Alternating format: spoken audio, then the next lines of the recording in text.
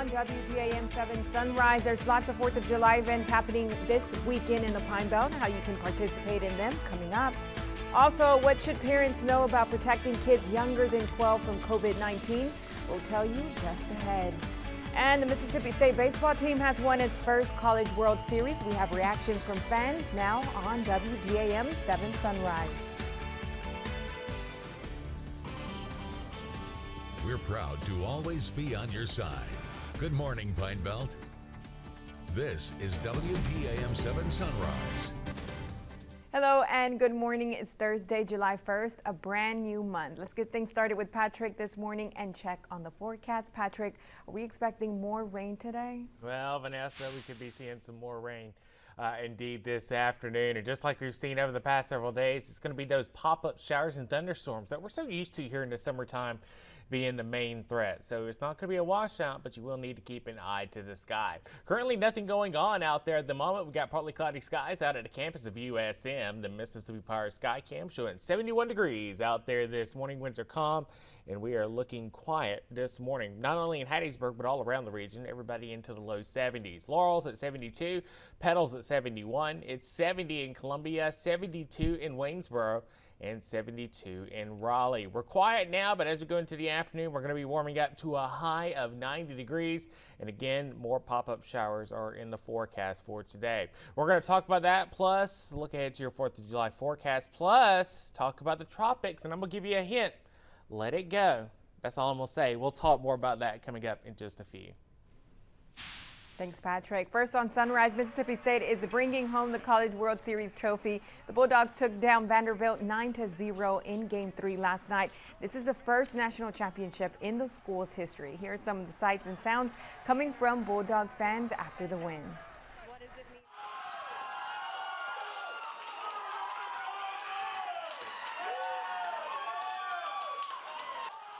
I'm just ecstatic. I can't believe it. This is like something I didn't know if I'd see it in my lifetime, and just been heartbreak after heartbreak as a Mississippi State fan, and just to see this happen for these guys and these teams during these times right now, it's just unbelievable. With everything being shut down like all last year, it's just like, hey, what better way to come back out and win the World Series, right? It's given us a lot of reason to hold our chest up and be proud of who we are and what we are.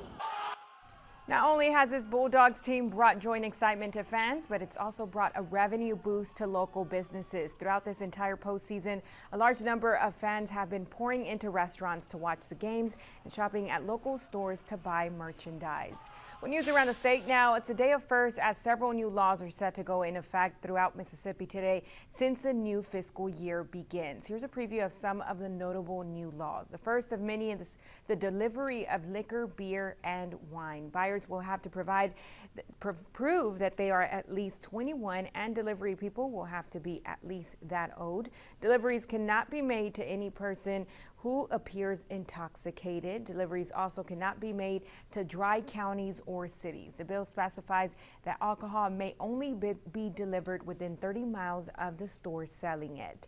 The Mississippi Earned Parole Eligibility Act also takes effect today. It loosens the state's parole requirements that are currently some of the most restrictive in the country. The parole board says it anticipates their caseload of around 800 people a month, increasing to about 1,800. Around 4,000 non-habitual offenders will be eligible under the new law, but board members note that not all of those cases will come up at the same time, and eligibility does not equal automatic parole. Several factors will be taken into consideration. Had a number of people to call me at home. I've had neighbors to approach me about all these people that are going to be out in the street because of the new legislation, and they're wrong. They will be eligible for parole, and the board is not going to put all those people out in the street. It is good for our state. It is good for the prison system, but anything that you do well takes a little time, and so we won't be rushing in to a lot of decisions immediately. Another key point to know, sex offenders, habitual offenders, and those with capital offenses like murder will not be eligible under the act. The primary change will be the board considering nonviolent drug offenses, house burglary, and manslaughter cases. Another law beginning today, the Mississippi Fairness Act. It requires public schools or institutions to label its athletic teams according to the biological gender of its players. The act would not allow athletic teams designated for females to be open to male students. When signed earlier this year, Governor Tate Reeves, along with his colleagues, said they believe that the Fairness Act is, quote, protecting young girls. And speaking of sports, NCAA athletes will now be able to profit off their image, name, and likeness. The bill allows Mississippi collegiate athletes to receive pay if they are used in advertising. All 8 of Mississippi's public universities and the State College Board support the proposal, which officials said will help the schools compete for talent. You can find a full list of the state's new laws on our website, WDAM.com. Now that college athletes can get paid, a Mississippi car dealership is ready to start paying them. Parker McGill Chrysler Dodge Jeep Ram hopes to become one of the first companies in Starksville to offer athletes compensation. General Manager Christy Snyder says it's an opportunity for athletes to earn money and to make the dealership more recognizable. Snyder and her team at the dealership have researched athletes' social media accounts to see which ones have large followings. The company hopes to use the athletes' online presence as a way to market the dealership to fans across Mississippi. Mississippi State fans are very loyal and keep up with these kids even throughout their college career and beyond. So forging a partnership with somebody that's got a good following that people really have embraced around here, I think would be mutually beneficial. Mississippi is one of 6 states that pass laws that allow college athletes to get paid for the use of their image, name, and likeness. On Wednesday, the NCAA approved a policy that would allow college athletes in any state to get compensated as well. In other news, the U.S. House of Representatives voted to remove several Confederate statues from the Capitol in Washington, D.C. The statues would go back to the states that sent them, meaning the statue of Jefferson Davis would be returned to Mississippi. State lawmakers Benny Thompson, Trent Kelly, and Stephen Palazzo all voted to remove the statues. Congressman Michael Guest was unable to vote. Guest says he would have noted no, explaining that he does not believe the federal government should make that decision. A similar bill passed the House last year but died in the Senate. Independence Day is approaching, and cities across the Pine Belt are gearing up for a weekend full of activities. Starting with Friday's events, the Wayne County Chamber of Commerce will be hosting its annual 4th of July fireworks show. The extravaganza is free of charge and scheduled to start at 9 p.m. in downtown Waynesboro. This is a family-friendly event, and you are invited to come out and enjoy the show. Then on Saturday night, the town of State Line will be having its fireworks show, also starting at 9. It will be held at the Town Square Park. Also taking place Saturday, the Main Street Leakesville organization will host its Independence Day festivities starting at 3 p.m. in Green Park. It will feature vendors, a watermelon eating contest, step-up cloggers, and much more. The night will end with a fireworks show at the superintendent's office parking lot at 10 p.m. Also on Saturday, the Marion County Development Partnership and Main Street Columbia will be hosting the Columbia Celebrates Freedom event from 5 to 9 p.m.